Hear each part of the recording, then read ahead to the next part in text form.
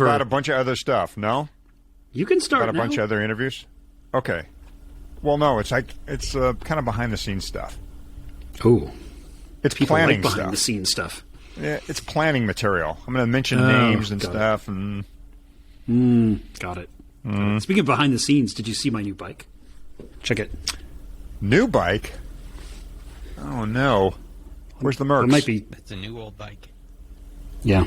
Yeah, give us a quick little demo or a little preview of that. Zoom in. So it's the exact replica of the Breaking Away Mozzie from the movie.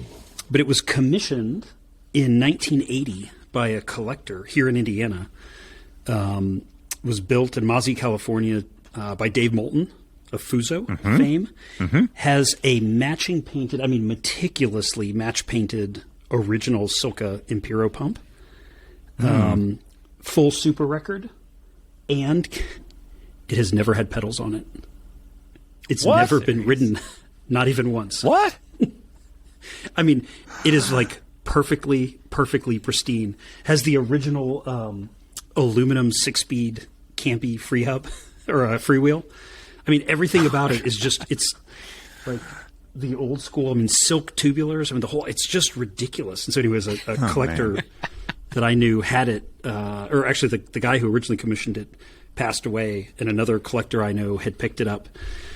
And in doing so had crossed a line with his significant other regarding the quantity of bicycles in the collection, and then had to cull the collection a little bit, and he knew this one was on my list, so I ended up with it. But so did Breaking Away win an Academy Award? I think it did. I saw, or maybe an acting award was given out. I don't know why that comes to mind, but if anybody knows, in the comments, let us know. Yeah, it's just a damn good movie, right? I mean, great one. Like even beyond the cycling part of it, you're like, it's just a good movie. Yeah. And cycling serves as a metaphor. That's the point there. Yeah. It's a metaphor for life. Man. Oh, it's Indiana, too. That's right. I almost forgot. It's an Indiana story, too. Yeah. Yeah. I got it to hang on the wall here. So actually, probably half our staff went to IU. And I think we've got 4 or 5 little 500 participants, and I think 1 or 2 winners. And I know when I was at Zip, we had like half a dozen cutters winners from over the years. So nice. Yeah, so there's a big Breaking Away fans here in Indiana. Is that big swimming hole real? Is that close to where you are? Remember those scenes where they'd go swimming and they'd dive off the cliffs and everything? Okay, that's cool. Yeah, it's a quarry, isn't it? Granite quarry, yeah. And that actually a lot of when you go to Washington, D.C., a lot of our, like, the monuments and stuff, a lot of that rock was quarried here in Indiana. Yeah. Yeah. And I lived for a summer in North Carolina, and we would go cliff jumping into quarries, into the reservoir, an old quarry. It was awesome. Oh, and an update from Mrs. Hottie, the researcher here at the Marginal Gains Podcast. Best screenplay, Oscar. Oh, for Breaking Away. Real time. Wow. We have a fact checker now. We're like a real show. Oh, no. Tell her not to check too many facts. Yeah, that could be dangerous. I thought that we get to realize how wrong I am in real time about most things.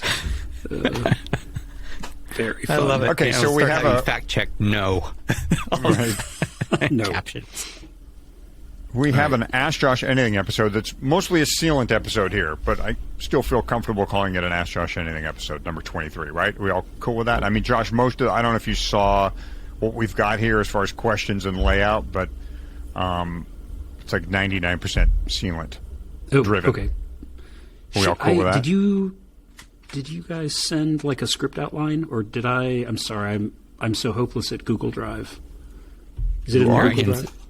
I'll give you a link right now.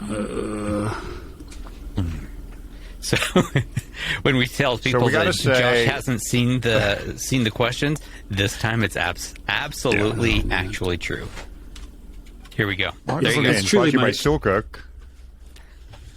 my two superpowers are leaving email unsent in my draft folder because I forget to hit the button, and being completely unable to find things in like OneDrive or Google Drive, or it's like the story of my corporate life. No, it's right there. It's in your Google Drive. I don't see it. The trick is to put your OneDrive folder in your Google Drive folder, and then put your iCloud Drive folder in there. Then everything is findable from one place. Oh, is that possible? No, I think that is a terrible idea and is not possible. I just wanted to see if I could get Josh to try it. I just don't get, like, I can use Dropbox all day long effortlessly, and then I am completely incapable of using the others, and I don't understand that. I don't know, man. Drive. You've aged out. You started using Dropbox when your mind still had some pliability to it. Now? It's probably, yeah. Now you're an oldster who's going to yell at people to get off his lawn. That's right. I think you're the youngest one here, get by myself the a way, CompuServe email. I have a sister who still does have an AOL.com email address. Nice. Yeah. You wouldn't have thought that those are still possible. Do you remember, I so clearly remember, like, the first person I knew to ever get an email and was like, oh, yeah, write this down, 63759. Like, it's a big string of numbers at CompuServe. Like, yep. Right. How the hell is anybody going to remember that? man. Yeah, we had like this 7number at CompuServe.com. Oh, yeah. Yeah. Although I will say, I am old enough. I had a GopherNet email. If you are familiar with, like, that internet history. How old are you? God, that's a good. I'm 44. Mm-hmm. You are the youngest here. Yeah, but so by a long shot.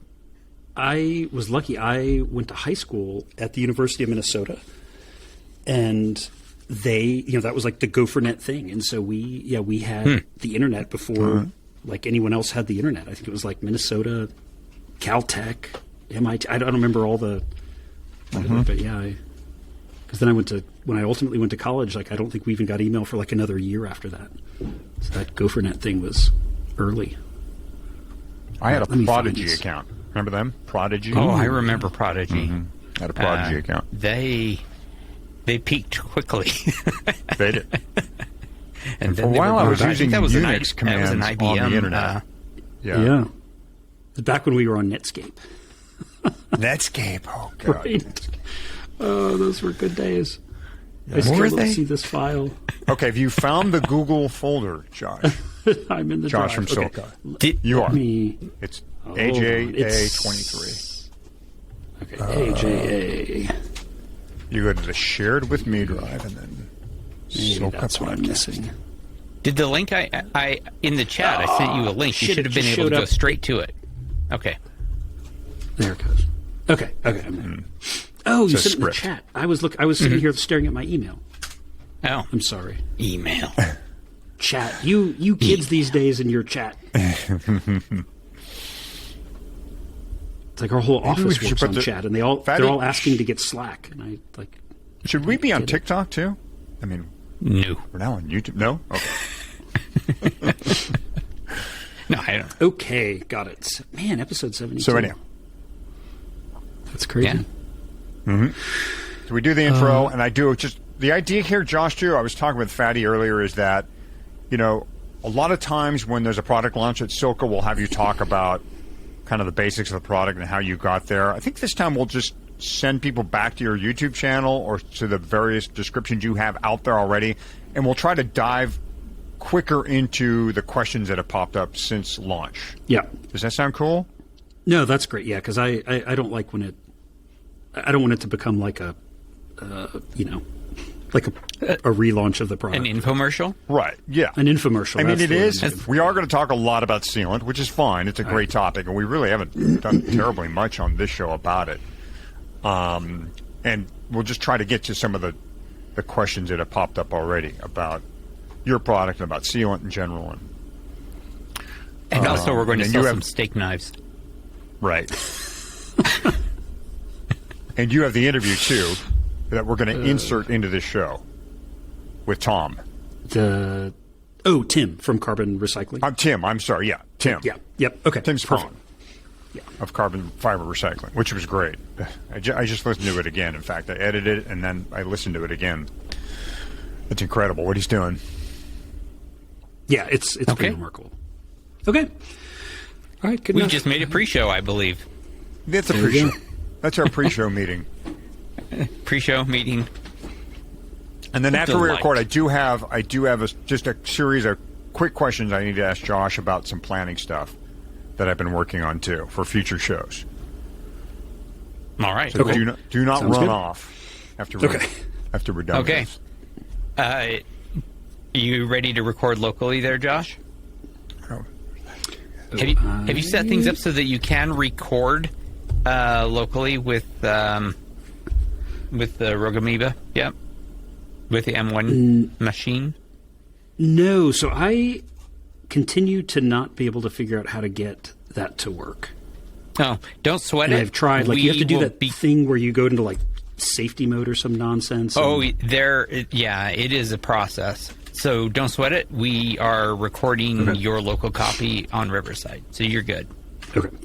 That said, I'm Do going you to go want me ahead to and start do the with... thing with the phone to get as a backup?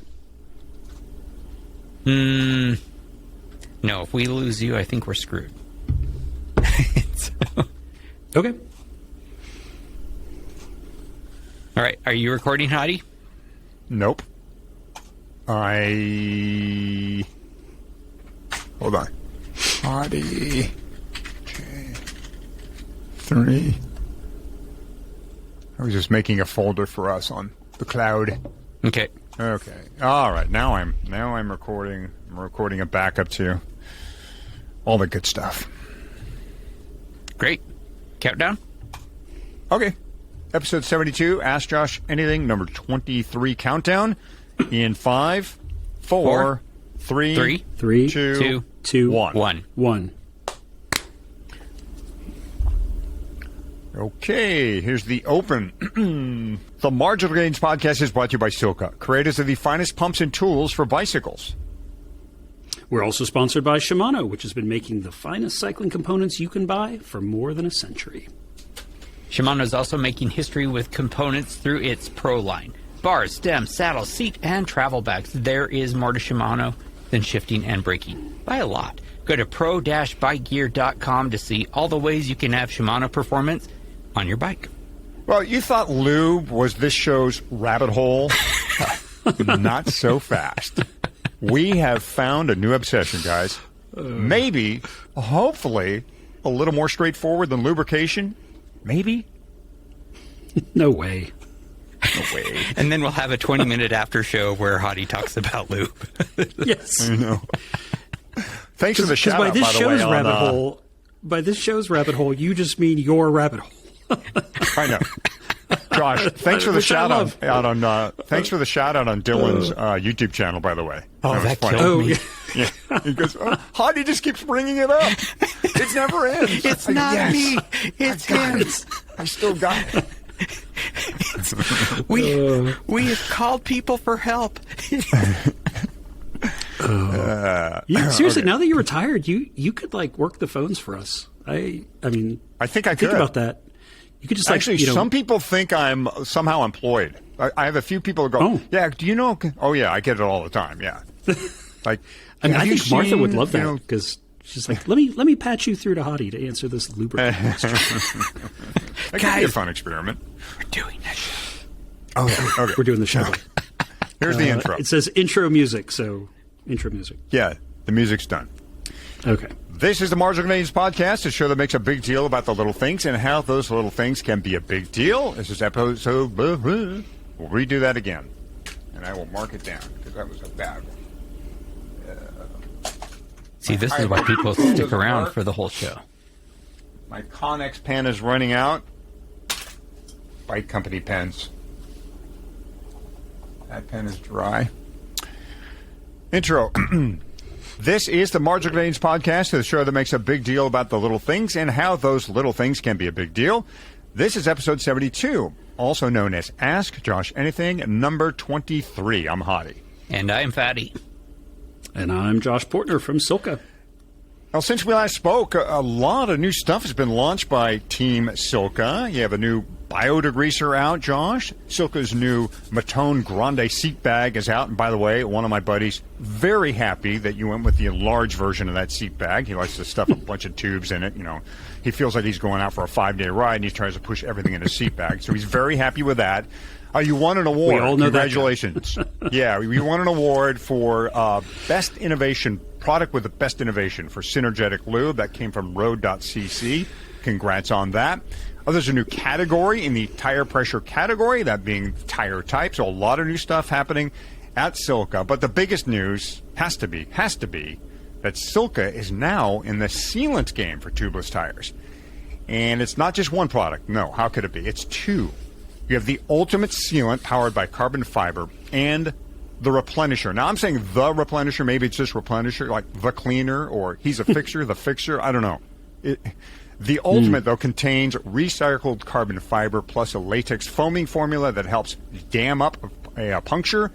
And the replenisher is meant for topping off your sealant. And unlike the ultimate, replenisher can be added through the valve. That's kind of the short version of what's going on with the sealant. Folks, if you want to find out, all the particulars about the sealant, how it was developed, what it's all about, Josh has a couple of videos up on the YouTube channel right now on the SILCA YouTube channel. You should go check those out. We're going to try and dive into the questions a little bit more here about, what's happening with the sealant, some of the questions that have come up since the sealant was launched, and about sealant in general, because it's a great topic that we really haven't covered much here on Marginal Gains. Josh, you have some great explainers, like I said, on that YouTube channel. I wanted to focus in on one thing that you did mention as far as the development of this product and what sets it apart, and that is how you're able to kind of get this plugging matter, which in this case is recycled carbon, to float and be at the ready should we have a puncture. How does this work? How did you kind of come up with this idea to expedite our plugging material into a puncture? Oh gosh, yeah, that really was the whole project in a sense. I think when you look at the sealants in the market, there's really two categories, right? You've got the synthetic latex sealants, which, if we're all honest with ourselves, just don't work very well. And you've got the natural latex sealants, which tend to work better. And then people try to what I would call like break the continuum. The continuum of a latex sealant is more latex, the bigger hole it can seal, and the faster it dries out. And the more solvent or antifreeze or whatever you're thinning the latex with, the longer it lasts and the less it seals, right? And that's why we've got, Stan's Original and Stan's Race Day. That's just sliding down the continuum towards more latex. You've got Original Orange Seal, which is like Stan's Race Day, and then you've got Orange Seal Endurance, which is like Original Stan's. So you're really just kind of picking a spot on this continuum, right, with your design. And so I just didn't find it an interesting category until we were doing a lot of work with some of the pro teams. Sealant, no sealant, what do we do at Roubaix and Flanders? And we started running sealants. And of course, sealant in the pro team environment is a nightmare because, you've got to know when you put it in, how much you put in, when it needs to be checked or replenished, or some of the teams were running inserts at Roubaix and things like that. But then we also found that the stuff that worked just didn't last long. And I just kind of became a little bit obsessed with how do we get a better filler into the sealant.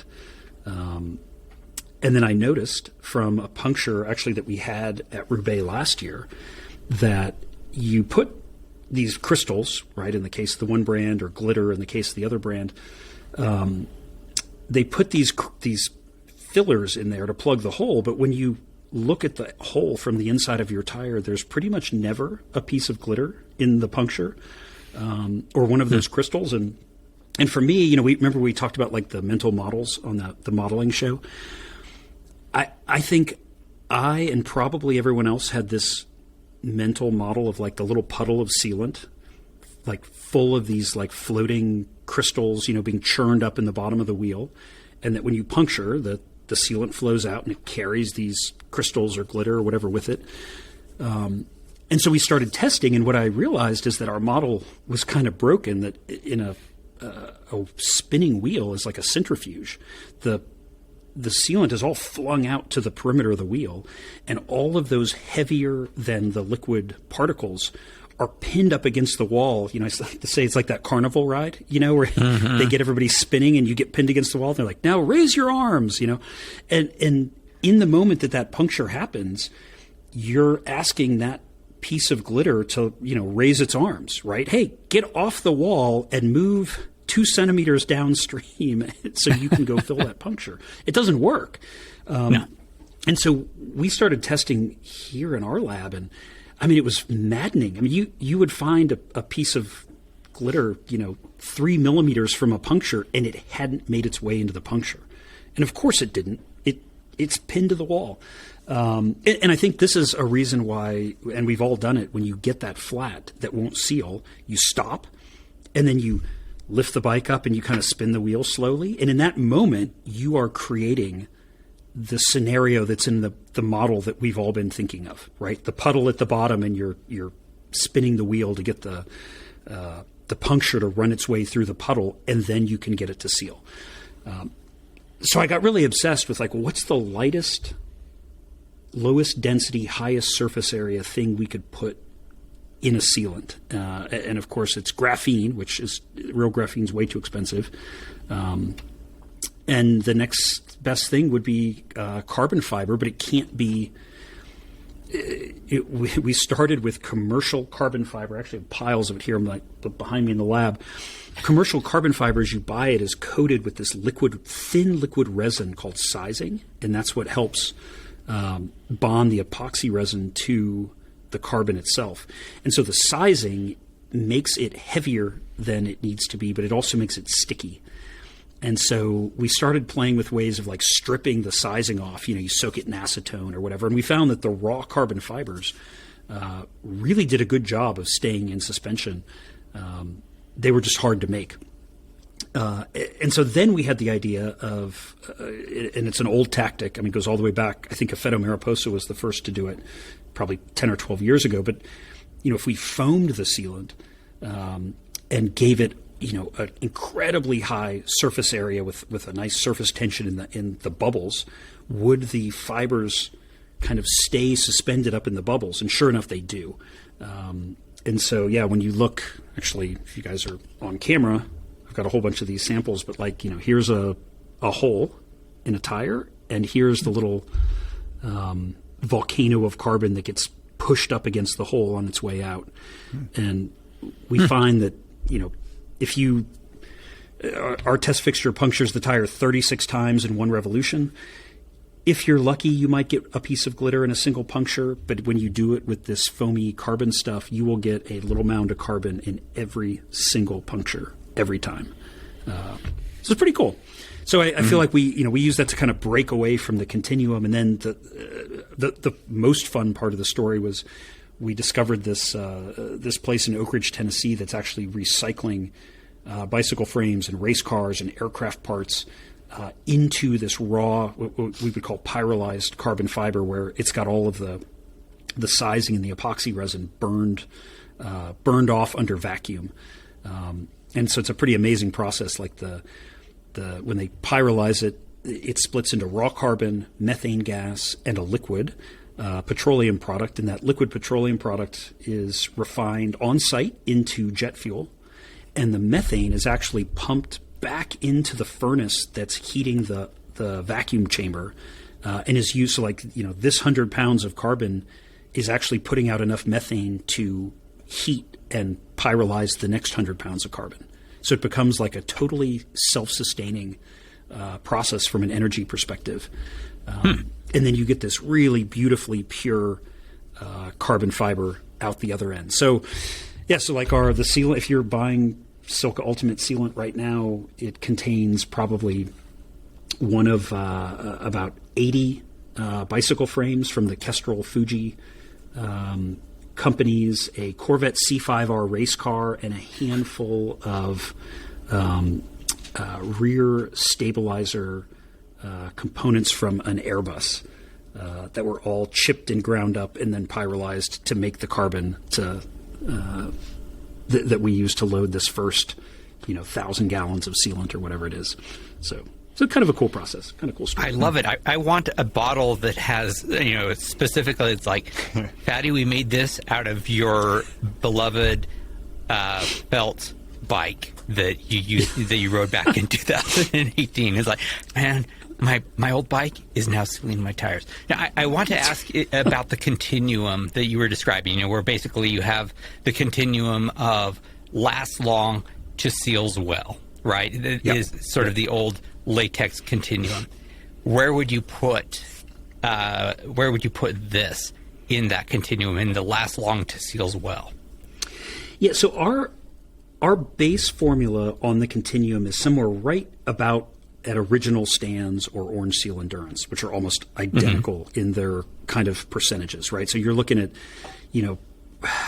what I think, the industry would say is like a 90 to 120 day life expectancy that, realistically for most people in temperate climate is probably 6 months. But, I think one of the things we learned is that the life expectancies that are quoted tend to be focused more on that hot, dry environment. And I think that's so that people like your climate, you aren't super disappointed with like, you said 120 days and it lasted a month. But, we know hot and heat and low humidity definitely reduce the life of the sealant. So I would say we're right there about original stands, Orange Seal Endurance. So think original and then stand. The performance from, think original stands. And then, the best way to think about what the carbon is doing is, it's turning one big hole into a couple hundred tiny ones. And so that's where we're able to, rather than just pump up the latex, you're able to actually essentially just make smaller holes for the sealant to fill. Okay, so let's talk about setup for a second, because of course you can't just seal punctures. You got to get the stuff into the tires, and one of the jobs of the sealant is to help you as you are setting up. So I am assuming that it works about the same as other sealants when you do the tire setup. I am also curious about how are we doing as far as valve cores. So when I set up my tires with sealant normally, there is about an 80% chance that I'm going to need to afterward pull out the valve core, clean it up, and put it back in, or sometimes even replace the whole valve core. How does Ultimate do with as far as setup? Yeah, so in terms of sealing the bead and all that, it's just like normal. You're not going to notice a difference. The one difference, and we really sweated this one once we realized how good the product was, but you just cannot inject it through the valve. It has to be poured into the tire old school. And the reason for that is the carbon's it's just too good. It's one of the... It's going to treat it like a hole. It treats it like a hole, and it's funny when doing we had one of the media people in looking at it and said, I've always thought it interesting that everyone says they can seal a 6 millimeter hole, and yet you can pump it through a 3 millimeter hole in your valve stem. And some of the syringes on the market that people use for injecting actually have a 2 millimeter hole. This stuff, we are yet to, I would say, truly successfully bottle it in a production sense, because it just keeps plugging the bottling equipment. And to put it in perspective, so like awesome. the intake tube for the bottling equipment is a 2-inch inner diameter tube. And about every probably 15 or 20 minutes, that thing becomes packed up and it stops the whole machine. And then you have plugs and clogs all along the way. So, there's a video I have on YouTube where I try to suck it into my stand syringe, which is a 6 millimeter hole at the end of the tube. And you manage to get about 1/4 of an ounce into the syringe before the carbon all packs up at the end of the tube, and it's done. So it just cannot be pumped through a hole. Which I feel bad about, but at the same time, it also is kind of the ultimate demonstration of how well it works. Well, there's always a trade, right? There's going to be an exchange. Yeah. So the flip side of that, though, that's interesting is the way the carbon works, right? So it's 4-5 times stiffer than fiberglass. And we're using like 3 to 12 millimeter chipped strand length. And so with your valve stem, what's interesting is, you're pouring it in, you get your tire on, you seat the bead with your pump or compressor or whatever. The fibers actually end up working a little bit in your favor from the valve stem perspective, in that they will not go into the valve stem because they want to block the opening at the valve stem, right? They want to lay across it like a dam, or like a little mat. And so you can still get the liquid in there, but the fibers themselves do not want to go up the valve stem. And if anything, they want to kind of block the liquid from going into the valve. So you almost end up with creating like a one-way valve there, where you put your pump on and you pump, and it will blow all that stuff off the end, right? Because it's just packed up at the end of the tube. But it will actually keep it from wanting to go backwards. So for your valve core itself and the liquid, what I always recommend is, take your valve core out and just soak it in Synergetic, which is a super aggressive, tenacious Type 5 full synthetic oil that Synergetic essentially ruins the ability of the sealant locally to seal. And so even, if you soak your valve core in Synergetic before you reinstall it, any sealant that gets up there is going to be essentially rendered neutral by the contact with the oil. So, and that's really true of that'll be true of any sealant, not just ours. So good tip. That's, I will say, I think that's probably the other benefit of not pumping it through the valve, is that when you do pump it through the valve, there's just no way, no matter what the syringe style or the method, there's no way to not get the inside of the valve coated with the sealant. And by pouring it in, if you're careful, you can actually do a pretty good job of avoiding it. Couple follow-ups here. Has it made its Pro Tour debut yet? And what about tire inserts? How are we doing there? Works with tire inserts, and it has made its Pro Tour debut. Yes, that's probably all I can say about that. I figured the answer would be something like that. But we're fine with tire inserts, right? I mean, this has become a thing now, including on the Pro Tour, but everywhere, and mountain bikers especially want to run tire inserts when they're headed for rough environments, and the sealant and the carbon fiber, and that all plays well with no matter what brand we're using. Yeah, the one thing I need to really dive in on that was brought up by a customer is, some of the, so it probably gives away a lot of what we're going after, but the teams that we've been working with are primarily and predominantly using the Vittoria tire inserts. And you think, that in cross-section is like a hexagon. It's a pretty simple shape. It was brought up to us by one of our customers, what about some of these mountain bike inserts that have all sorts of cutouts and nooks and crannies and slots and grooves and sort of all these additional geometries that have these other purposes, protecting the rim or the tire from impact. Are all those nooks and crannies going to pick up or hold the carbon fiber if it gets in there? And I think that's actually a really good question, and I don't have a great answer for that at this point. The carbon has a lot of surface area, and some of it is going to, wherever there's surface, it's going to be liable to stick, and it depending on the substrate there, will the foaming sealant be able to lift it back off or not? I don't have a great answer for that yet. So that one we've got on our list to study, but we know that it works really, really well with the existing like Vittoria style kind of simple geometry inserts. Right. How about when I get a flat? Because I assume that is still going to happen once in a while. I usually use CO2. How does this play with CO2? Reinflating with the CO2 can. Yeah. So CO2, as you know, if from using latex tubes, CO2 is dissolvable into latex essentially, and so using CO2, you have the cold shock factor, right? So you need to use it slowly.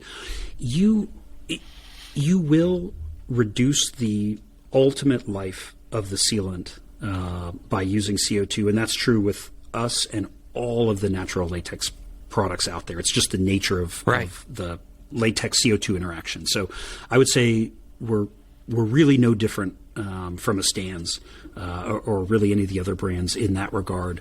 But if you have to use it to get home, you got to use it to get home, right? So, although you should be carrying a SILCA pump, shameless plug, which brings me to your next question about plugs. It plays well with all the plugs on the market. Good.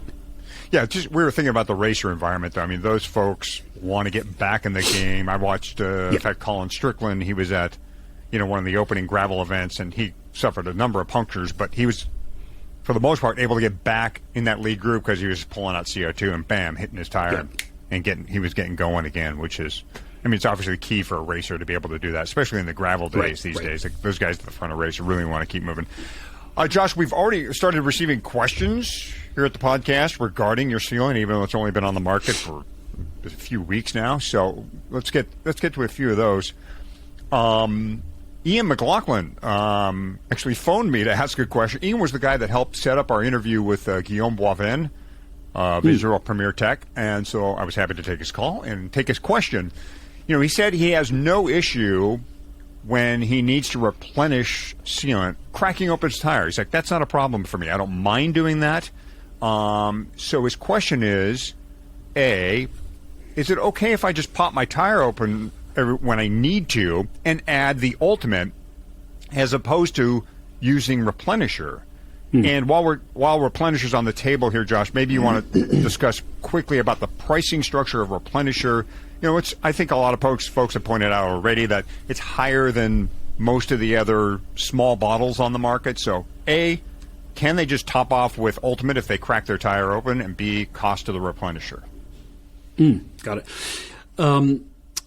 Yes, so you can absolutely replenish the ultimate sealant with more ultimate sealant, like how all the other brands work. The way to think about it, though, and we'll just make up numbers. If say the sealant is like 50% latex and 50%, the solvent and antifreeze products, right, to keep it liquid. Over time, the latex percentage is going to increase because you're evaporating those solvents out, and so maybe you're at say maybe you get to 70-30 and then you want to replenish it with some more 50-50.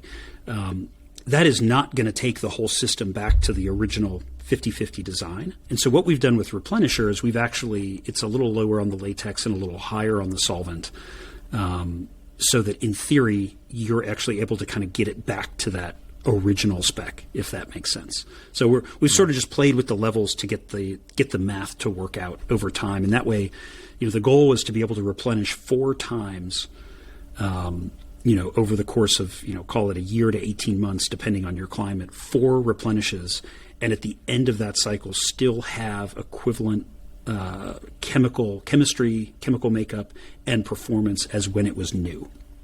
And so, I guess what I'm getting at is replenishing with more ultimate sealant probably costs you maybe, I don't know, like with the other sealants, a month or 2 of life at the end, because eventually it is going to start to dry out a little bit more than you want. Hopefully that makes sense. As for the price, it's funny, the internet pointed that out straight away, and our 4-ounce replenisher is exactly to the penny the same cost as the 4-ounce bottle of Orange Seal. So I'm not sure. I don't know if this is like an MSRP versus street price situation, but I think almost all the forums people said they're like, oh, the 4 ounce is so expensive. Like, it is exactly the same price as Orange Seal on their MSRP, like, again, to the penny. Part of that, it's a little more expensive per ounce than the other because it's in a smaller package. But it also comes with an injector tip and an injector tube in the bottle. And so there's just some extra parts that are there. And then the reason we are selling the replenisher in a smaller bottle like that is that it is a specialized custom formula meant to, not just add more sealant, but actually kind of rejuvenate and kind of refresh.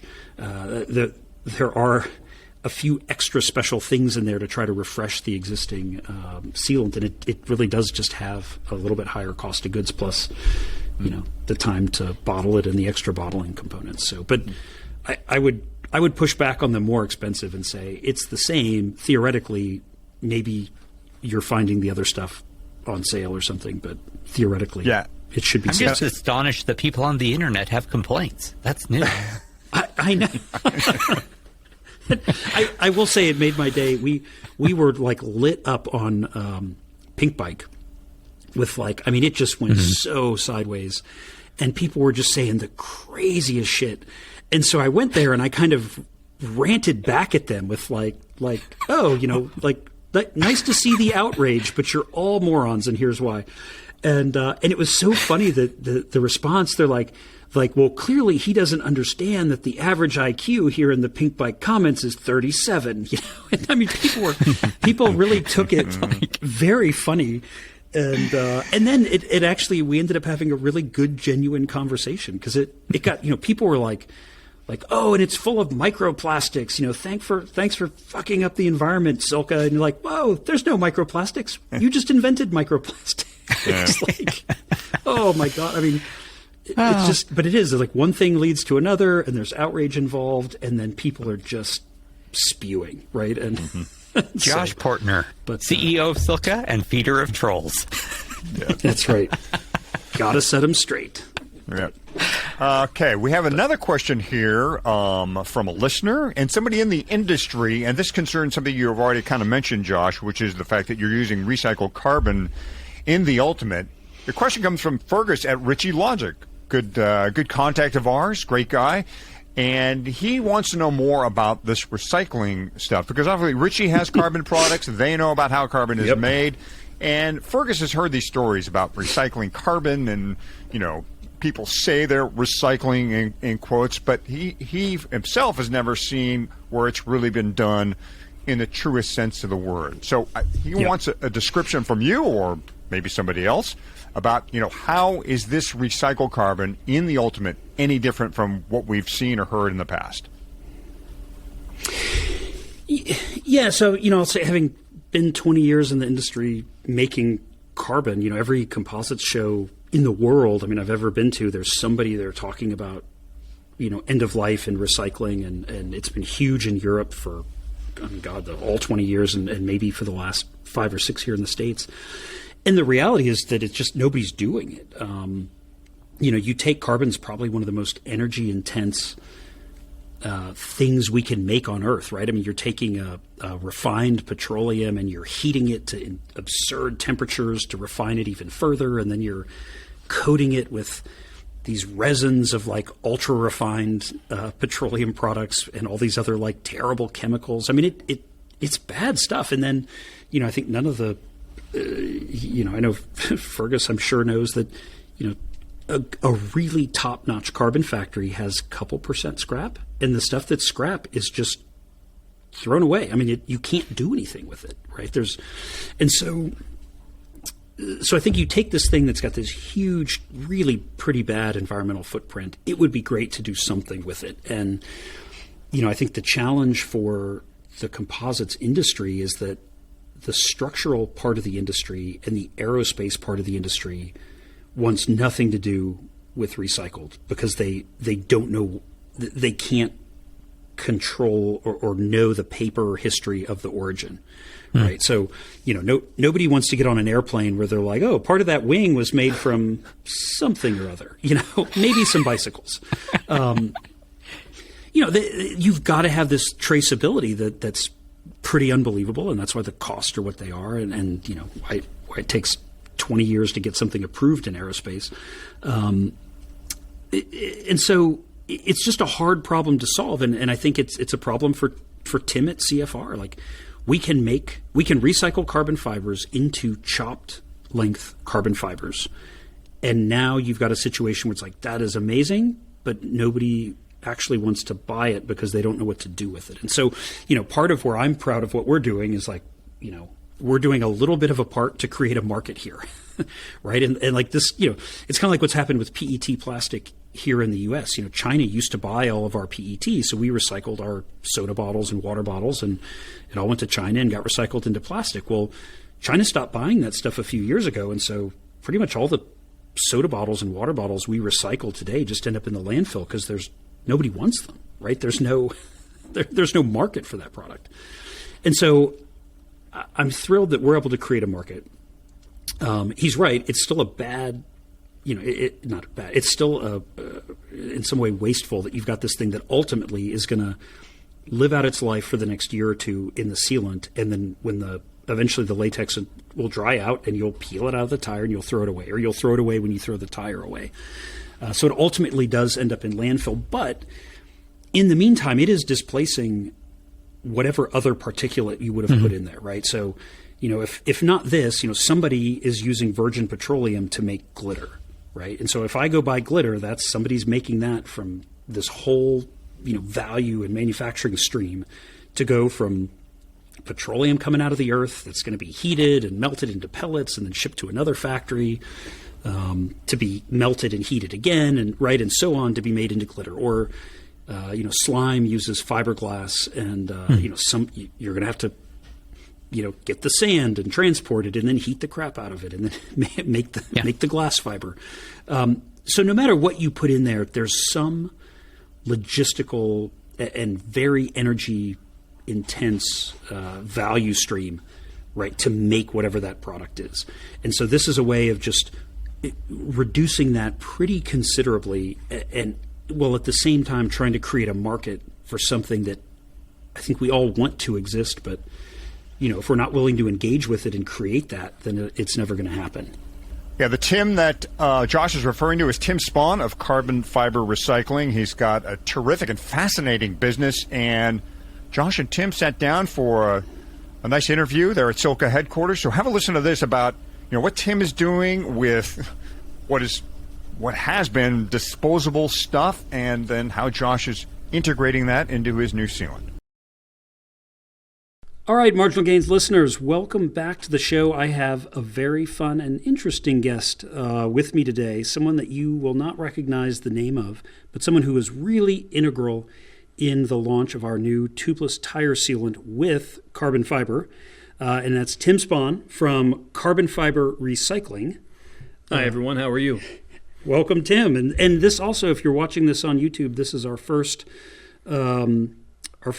side-by-side in-person interview that we've done. So we're having to share a microphone today, so pardon us if the sound quality is a little bit off, but Tim is someone that I really want you guys to meet. He's got a fascinating story, fascinating product. Tim, I've been 20 years in composites. Everybody's talked about recycling for as long as I can remember, and yet I can also never once remember seeing a product made with recycled carbon or really knowing anybody who had success with recycled carbon. So, take me on your journey to where you are now. That is one of the problems that is in the industry. You hear a lot of things about people being able to recycle and doing things to recycle, but it never actually happens. So I'm going to take you back probably about maybe 10, 12 years. There was a time period where, kind of similar to what it is right now, where the gas prices went through the roof. And we're sitting there, and we had a facility in Bethel, Connecticut, and we were getting tons and tons and tons of roofing shingles on a daily basis that was coming in. And we thought that there had to be a better way. Instead of sending this stuff to the landfill over and over and over, we wanted to find a way to recycle this. And at the time, there was no way to recycle a roofing shingle. It was just going to the landfills in tons and tons and tons. Basically, by the hour, it was going in. Interesting. So what we did is we developed a system that would be able to extract the methane and petroleum out of a roofing shingle and then take that and use that to basically run our whole entire facility. So the methane that we extracted out of it, we used that to heat the building and to basically use anything that we needed for heat inside the building. And the petroleum, we were able to take that, and then what we did with that is we used that for excavators, for any kind of machinery that was outside. So in a roofing shingle, we were able to break it down 100% and take the sand and sell the sand back to the roofing company and dispose of the shingle, so it didn't have to actually go into the landfill. Interesting. Crazy part about it is one of the guys who we work with, his name is Anthony. He's a professional rider. Well, he was at the time. he broke his bike, and it was a carbon fiber bike. So we took that and we put it into our system to be able to recycle the roofing shingle, and it came out about 80%, well, 70, 80%. And this blew our mind because carbon fiber is the way of the future, in my opinion. And it took us probably another, I'd say 6 to 8 years to be able to get it so it recycled carbon fiber correctly. And from there, we went from a small pilot unit, which we built by hand. And I tell you, there was not a thing that we have not broken with trying to build this. Even in our commercial facility in Tennessee, we're still going through the same thing. We'll break stuff every now and then. And like, well, what? You got to be kidding me. One of the things we learned, which was kind of funny, is when you start messing with carbon fiber, you don't understand that it conducts electricity. So like right now, we're sitting here, we have a microphone, we have a computer, we have lights, we have everything here. Carbon fiber was in the air. It would short out everything. Just forget it. Everything just whoosh, done. So it took us a long time to figure out how to get everything to work. But what we've done now is we've taken our concept, our prototype, and we built a commercial facility in Tazewell, Tennessee that's currently recycling 4 million pounds a year.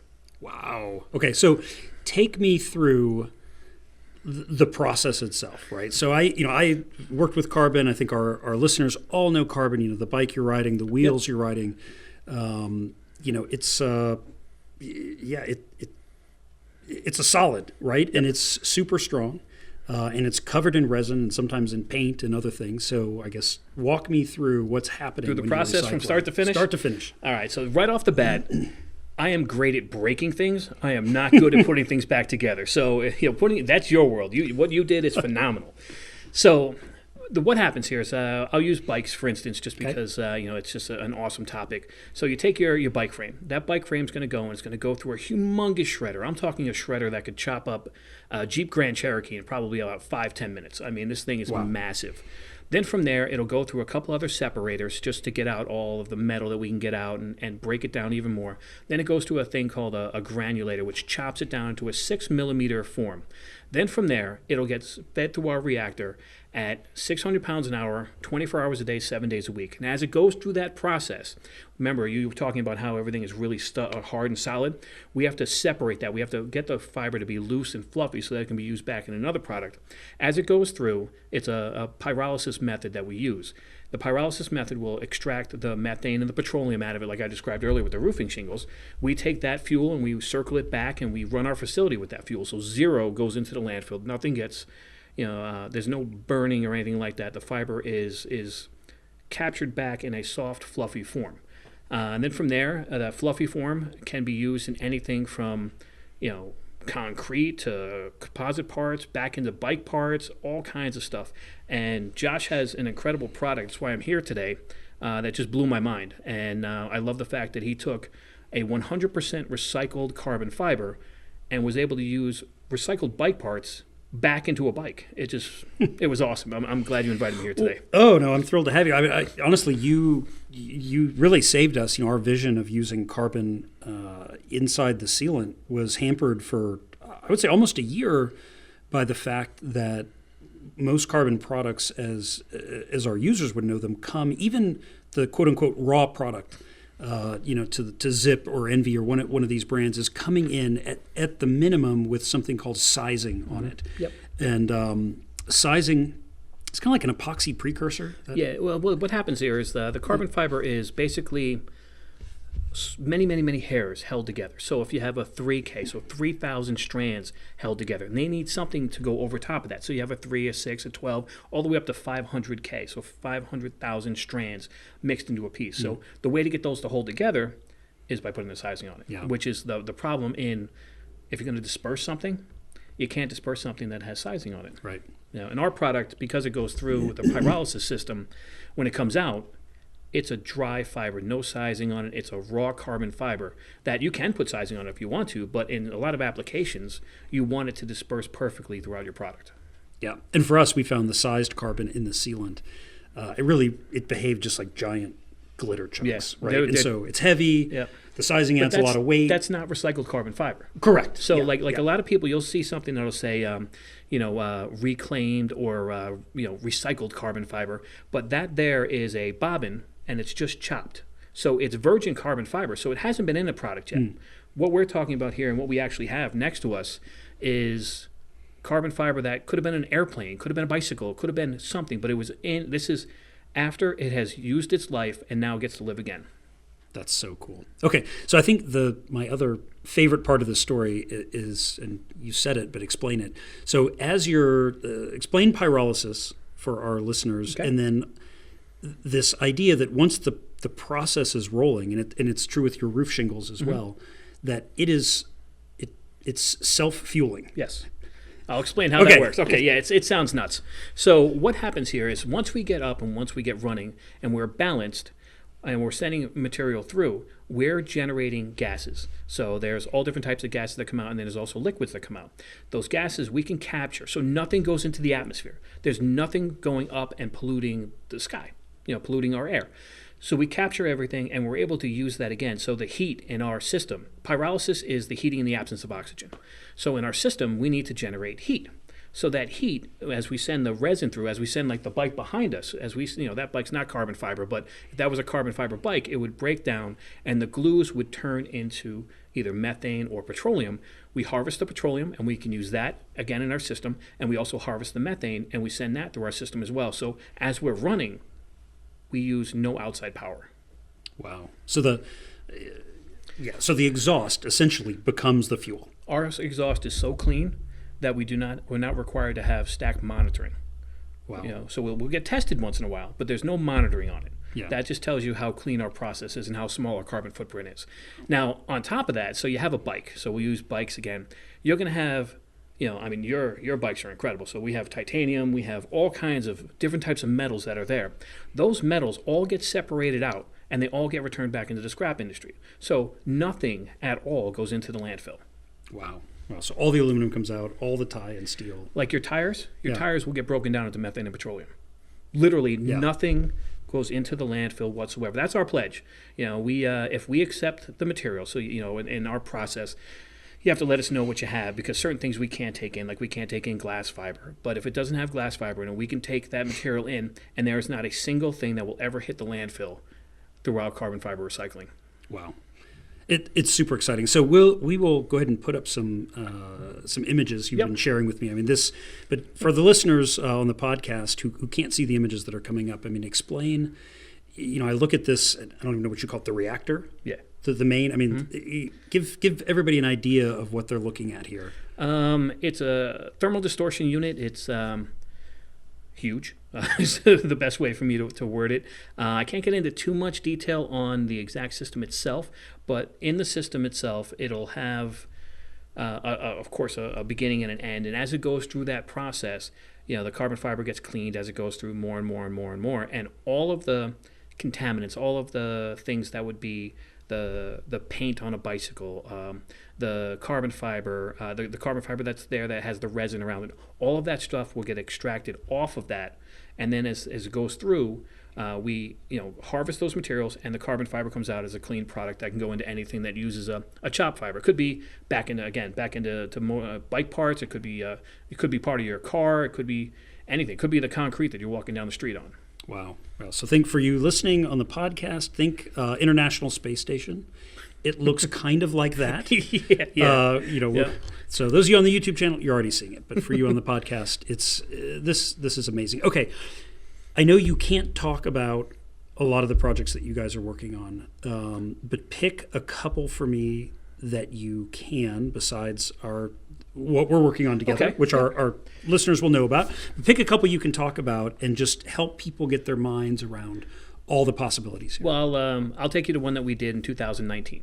We took, for the Daytona 500, we took Kevin Harvick's race car, and we sent that through our system. We recycled his car 100%, and Anheuser-Busch, with the Stewart-Haas racing team, created beer cans that they gave away during the race for the 2019. If you want to see that, the link to that is car2can, and you can pull it up on YouTube and you can see everything and how we did it. But that shows you how you could take a race car and turn it into something else.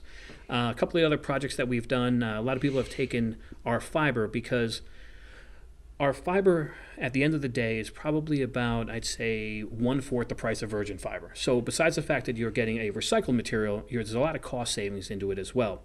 People have turned this into everything from computer laptops to fans to all different types of things that they normally would never be able to do that. Like carbon fiber tends to be expensive. When you really look at it, it's not cheap.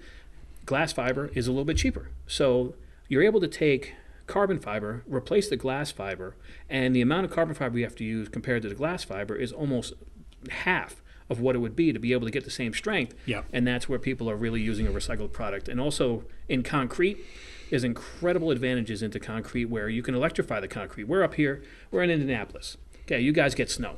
The sidewalk that we just walked on, you could flip a switch and make that sidewalk go over 40 degrees. You'll never have a slip and fall again. Wow. So it seems like, I could see runways, planes. Right? Yeah. Just think of an airport that gets the bus stop. Think about an international airport. I'm a New York guy, so think about JFK or LaGuardia. They get a foot of snow, they just lost $1 billion. Yeah. Now you flip a switch, the planes are landing, nobody's slipping and falling, and everybody's okay. Like a parking garage. Right. The top floor of a parking garage, you can't get excavators and plows up there. You flip a switch, it goes all down through the drain system. There's a lot of cool things coming. No, that's fascinating. Absolutely fascinating. All right, anything else we should know before we wrap this up? There's so many things that I could think of that could be an incredible thing. One of the funny story that my partner in this, he's a commercial pilot, and he went out and he bought a Pratt & Whitney jet engine, and he wanted to show how we make fuel. He literally takes the resin fuel and starts up a jet engine. It's an incredible thing to watch. And one of the day when we were actually trying to ramp this thing up and get it going, we put a little bit too much oomph into it. We blew the windows and the roof off the building next to us. Our neighbors didn't like us too much, but it was funny. It was good to watch. We've done some fun stuff. That's awesome. Yeah. Well, we will get pictures for all that. So those of you on YouTube, you're probably seeing this right now. Those of you on the podcast, you know where to find us at the SILCA website in the Marginal Gains Podcast.cc. So you can see some of these awesome images. We even have the building with the windows I'll throw and the the picture roof in there for you. It's a good time. Which is awesome. Well, Tim, thanks so much for being with us on the show. No problem. Thank you for having me. Oh, yeah. Thanks so much to Tim for coming to visit us and for doing that interview. He's such an interesting guy with this amazing company and process. We will put a link on the YouTube channel and in the show notes to his website. And if you check out the SILCA YouTube channel, we have some videos of some frames and some race car body work and some other things being chipped up in his chipper, which is always fun to watch. So be sure to check that out. Yeah. And one final question, actually, from Fergus on recycling while we're on that topic. He says, I've been trying to figure out how to recycle tires. There's plenty out there for car tires, but not for bike. I love riding a nice, supple, fast tire as much as anyone, but they aren't long-lasting. So what do I do with them when I'm done? Oh, God, that's a good question. And I don't have an answer. I know, who are the guys in Boulder? It's like Green Guru, and there's another company that they're part of. Oh, yeah, they make the bags, don't they? Yeah. Yeah, they make the bags and like belts and some really cool products. Fergus, we'll look that up. We'll put some links and things out there for people to send. That could be interesting. Maybe we can get everybody sending their broken bikes and wheels to Tim at CFR and sending all their tires to the Green Guru folks out in Boulder. That would be awesome. Yeah, because I think Tim said in that interview that he can do more than carbon fiber, right? They break down, there's some stuff that he can't do, but it sounds like tires is something he could handle. Yeah, I have to ask him, honestly. I know when they're doing carbon, a lot of other things end up becoming kind of contaminants. For that, depending on how, if it melts rather than turns into a gas or a liquid, they can have some issues there. So I don't know where tires would fall because, tires are nylon, latex. That's an interesting, because the other one that's come up, and I know we've gotten a lot of questions about, is the carbon fiber dangerous or environmentally harmful or those things. And, what's interesting about pyrolyzed carbon fiber, essentially raw carbon fiber, is, if you were to heat it a little bit more, it becomes activated charcoal, which is like what they use in water filtration. But also, if you were to heat it a little bit differently and grind it up, it would become carbon black, which is what the stuff that's in your tires to make them black. And so from like a chemical sense, our latex sealant with the carbon fibers in it really isn't all that different from the rubber in your tire tread. And so, I've kind of been making the joke of like, if you were to get a big puncture and lose a little sealant on the trail, it's really not that much different from like that skid mark that you left on that rock, right? In terms of what's being left behind. These are very safe and neutral products, and it's kind of cool to see how close all those things are to each other in their respective families. So, yeah, we'll put that request out to Tim and see if tires are a possibility. That's interesting. One of the questions I saw pop up a couple times on the YouTube channel is, and I was a little surprised at the answer was, and this is something I do all the time when I'm setting up tubeless tires. If they're stubborn about mounting or getting up on the bead, I go right for the soapy water. But I saw some responses from SILCA there that you might want to avoid soapy water, not only with Ultimate, but with any sealant. Why is that? Yeah. I mean, it is not the end of the world to do so, but it is interesting. I know just from our testing, and heck, if you get it on your hands and you go to the soapy water, it kind of instantly hardens the sealant on contact. And so you're just depending on how much you get, does it end up on the inside? It is a contaminant, and it is potentially going to do stuff to the sealant that once everything's all sealed up inside the rim, you don't really know what's happening, right? And so that's where we just said, I would really try to avoid that if possible, because it's a big question mark. And unlike a lot of other things, it's a big question mark where you have no visibility on the outcome anymore. So I would, and not just soapy water. I would avoid, any foreign contamination on these things with, not just our sealant, but any of it. Because there's, it is complex. We try to make it sound simple. It's latex and solvent and antifreeze. There's a lot more in there than that, and you just don't know. It sounded ominous. You just don't know. No, but it's funny though. One of the things that I've been out for, and we're actually working on writing a white paper on this. But when we started this project, it was interesting how sealant is a lot like chain lube, right? It's like religion to people, and everybody who hasn't had a flat in a while knows that they're doing it right. And everybody who's ever switched sealants and gotten a flat knows that sealant is the worst sealant ever. And one of the things a couple things we realized, there are weird interactions and possible contaminants, and that, the different sealants, like when you try the different types of tires, and particularly we've noticed that some of the, I would call them maybe the lower quality mid-range tires that aren't made of quite as nice a stuff as some of the higher end tires. When you do the testing and you take the tire off and you come back a day later, you'll see like the one I held up earlier, this is a really nice Panaracer Gravel King, and our stuff just coats the inside of that, and it's just beautiful, right? The Rene Hurst, the ultralight casing tires that the sidewalls weep, our stuff is really amazing at filling that out. And then most of what you're losing when they're weeping is the solvent and the glycol, and so the replenisher is like the perfect product to get your solvent back to life after you get one of those guys sealed up.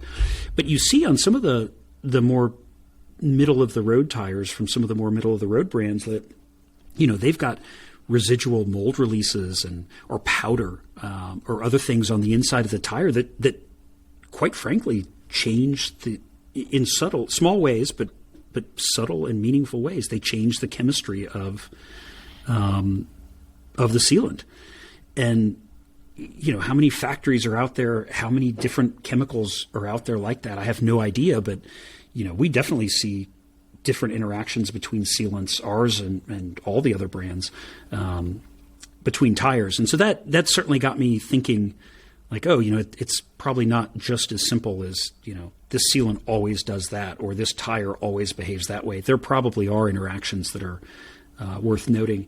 And then the other thing that we really started working on, and it takes me back to, Hottie's Moneyball obsession, which we've talked about here numerous times, but, it's a percentages game. Our test rig, it does 36 punctures around, and, one of the things we look at is like the revolutions to seal.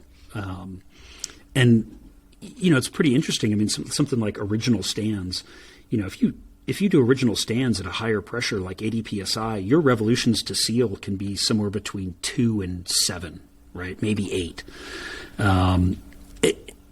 And what that really makes me think, and these are identical punctures, right? And so it's a percentage game of, you could be riding that and you could be one of the ones that sealed in 2, or you could be the one that sealed in 8, and you're, on that ride, your experience is N equals 1, right? So you're either really pleased, oh, that sealed up quick, or you're really disappointed, right? Wow, 8 revolutions and I lost, 40 PSI out of my tire. That's terrible. And so a lot of what we spent our time on was really just trying to improve those percentages. Like how can we get that time to seal as close to 1 revolution as possible? And then how can we tighten up that gap? Where your outlier, when it doesn't work as well, or a tire that, has residual powder and mold release in it, and the sealant just doesn't seem to be as effective in there. How do we make that 4 revolutions instead of 8? When it's an outlier. And so I just put that out there as, everybody has these anecdotal stories of like, I ran over a 16-penny nail and, sealed instantly. And then, I think like, I don't know, like car maintenance, growing up around cars, it was the car maintenance thing as well. I changed engine oil and, blew a gasket, 6 weeks later, like, that probably wasn't the oil. Yeah. But we all know those people with, one of our testers was pretty funny. He said, I tried orange seal once and, ran over a razor blade, took a whole tire out. Like, that wasn't the orange seal, right? Let's be honest. Like, that's a great story, but that has nothing to do with anything when we're talking about, like you ran over a razor blade, like end of story. I rode across a rotating table saw and it did not seal. Super angry. Yeah.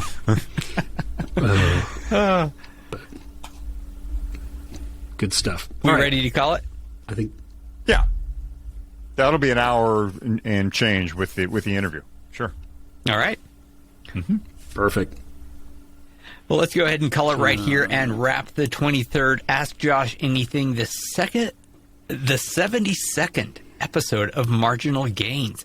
Keep the questions coming on lube, sealant, recycling. Please send them in, or just leave a comment apparently on Pink Bike, and you'll get an answer directly from Josh.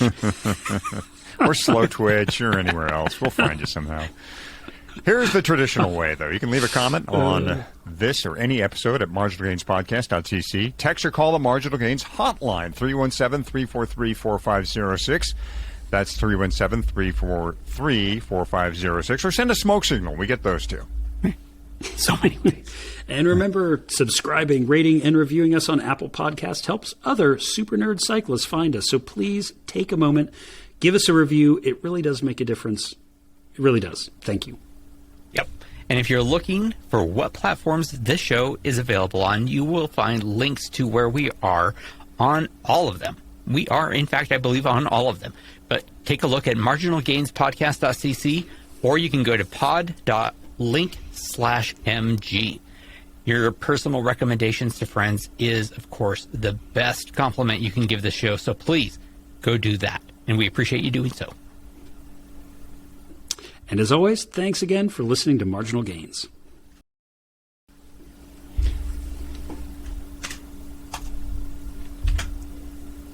Awesome. Check me out in real time, fixing that CC and turning it into an MG. Wow. Am I continuing to use the old? The wrong What is it now? We're Marginal Gains Podcast.mg? No, Marginal Gains Podcast.cc is correct. It's pod.link/mg. Oh. I'll quit using the old stuff then. One of these days.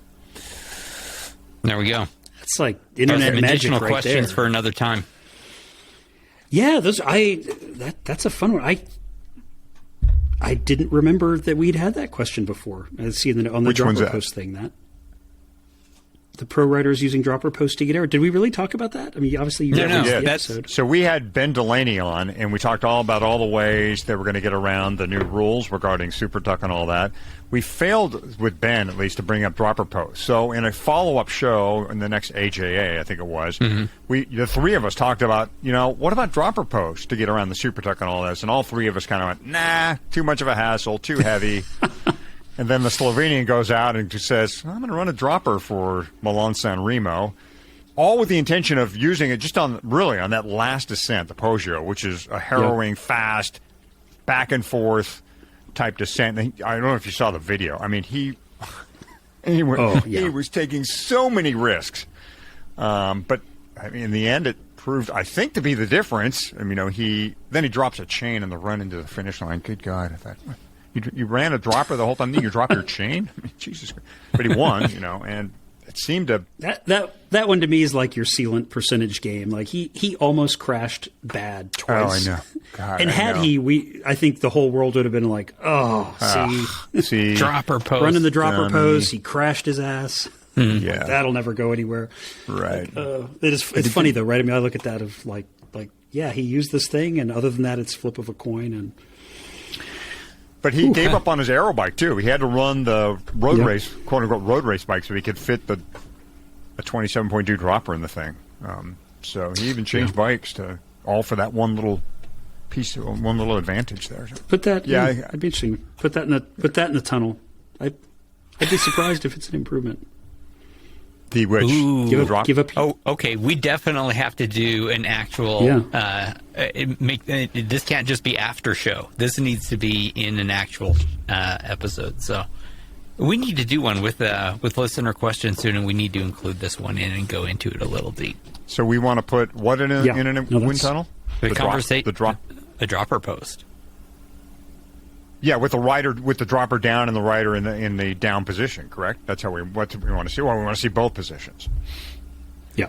Sure, and what a CD dropper in both actually spots. does to the aerodynamic properties of the bike itself. Yeah, I'm presuming that was Bahrain. That's the team he's on? No, I forget now. But they were probably I think it's Bahrain. Yeah.